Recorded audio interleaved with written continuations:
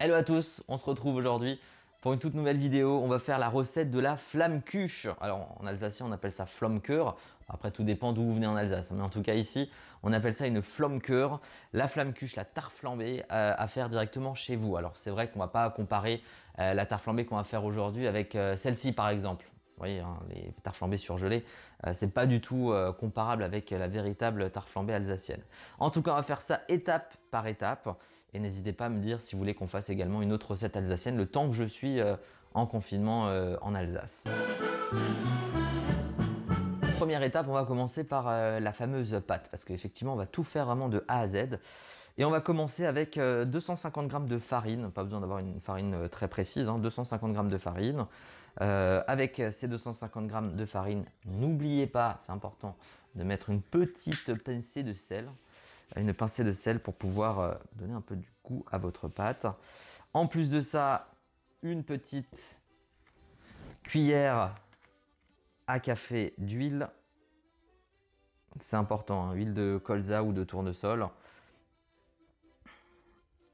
Une fois que vous avez mis cette huile-là, on va commencer à prendre également un verre de 15 centilitres d'eau tiède. C'est hyper important, 15 centilitres d'eau tiède. Et ça, en fait, on va le mettre au fur et à mesure quand on va mélanger la pâte. Donc moi, je le fais à la main. Vous pouvez le faire également en robot, au robot directement. Moi, c'est une recette de grand-mère que je fais. Donc, on ne change pas les bonnes habitudes. Alors je sais qu'il y en a plusieurs qui vont demander pourquoi tu mets pas de levure et tout, parce que si vous regardez bien la véritable recette de la tarte flambée, de la Flammkuche, eh ben vous allez remarquer très rapidement que la pâte ne gonfle pas. Ça c'est un petit peu l'erreur qu'on fait aussi à chaque fois, on pense que la tarte flambée c'est un petit peu comme une pizza, alors que pas du tout en fait, ça ressemble pas du tout à une pizza. Ok, une fois qu'on a une bonne pâte, on va la laisser reposer. C'est hyper important de la laisser reposer. Et on va commencer à attaquer la préparation à la garniture. Donc une fois que vos oignons émincés sont prêts, on va donc préparer les autres ingrédients. Donc vous avez besoin d'oignons comme je l'ai dit. Vous avez également besoin d'allumettes fumées, c'est important, des allumettes fumées. Surtout pas du gros lard. Après si vous préférez du gros lard, n'hésitez pas à prendre du gros lard. En tout cas allumettes, oignons et également le fromage blanc et ainsi que de la crème épaisse. Du sel, du poivre pour pouvoir avoir l'assaisonnement. Et on va attaquer maintenant la prochaine étape, ce qui est donc la garniture, la crème sur la fameuse tarte flambée. Pour la garniture donc de la crème, on aura besoin, donc pour le fromage blanc, on met environ 4 cuillères de fromage blanc pour une cuillère de crème fraîche épaisse.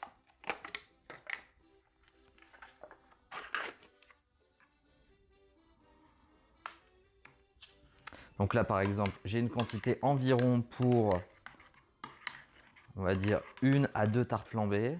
Donc on va rajouter encore 2 cuillères de fromage blanc et une demi-cuillère de crème fraîche.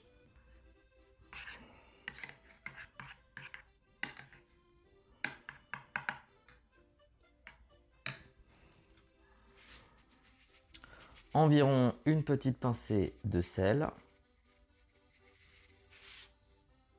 Avec ça, un peu de poivre.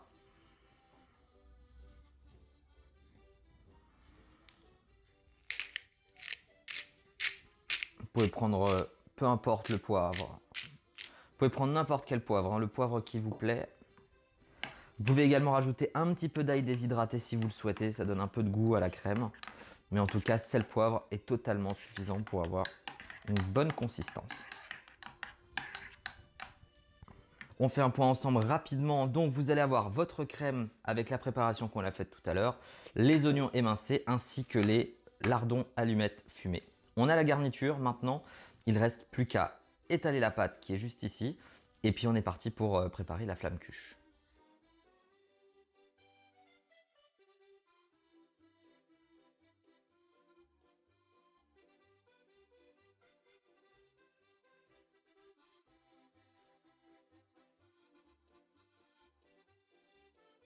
On arrive donc à la toute dernière étape où il faut qu'on étale la pâte à tarte.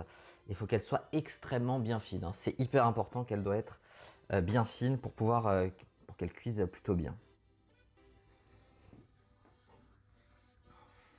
Ok. J'ai une partie de la tarte qui est quasiment finie. Je vais la découper pour qu'elle fasse une belle forme.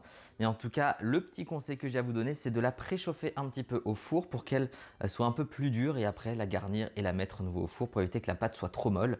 C'est le conseil que je vous donne. En tout cas, voilà, la pâte est faite. On a quasiment fini la recette. Il nous reste juste à donc étaler les dernières pâtes, à tout garnir. On va le faire pour la dernière étape là dans quelques minutes.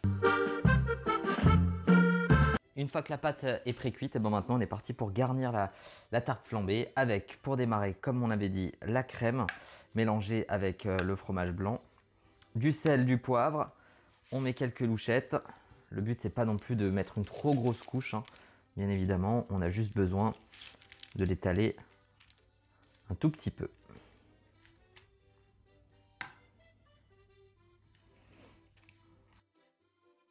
Et je vous garantis que ça sent super bon.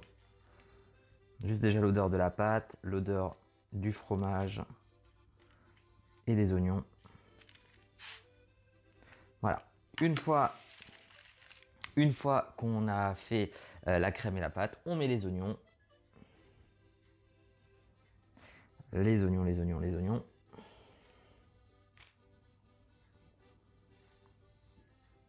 Voilà. Après, si vous aimez ça, n'hésitez pas à en mettre un peu plus. Et pour finir, on va attaquer avec les allumettes.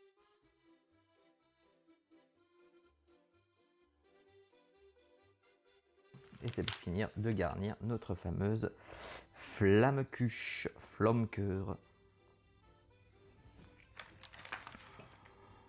C'est pour finir de garnir cette tarte flambée.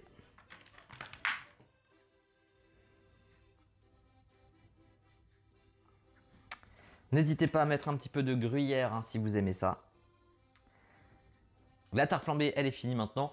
On va enfourner la flammekuche directement dans le four à 250 degrés. Et puis on va laisser environ une dizaine de minutes cuire la tarte flambée.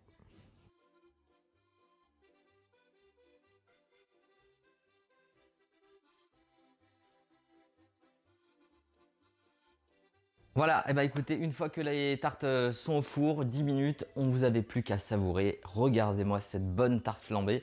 En tout cas, je voulais vous remercier très sincèrement pour cette recette-là. N'hésitez pas à me dire en commentaire si vous souhaitez faire une autre recette assez simple alsacienne que vous allez pouvoir reproduire chez vous à la maison.